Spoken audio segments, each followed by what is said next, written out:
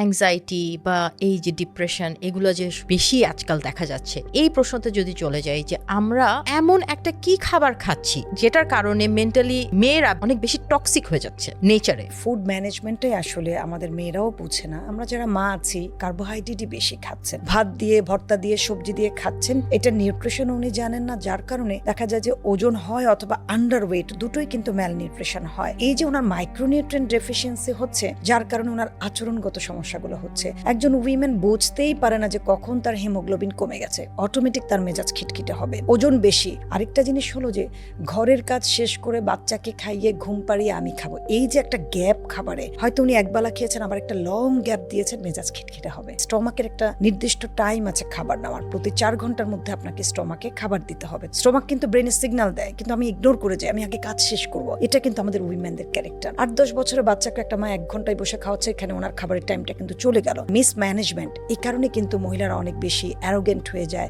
রাগ থাকে, ঘুম কমে যায়।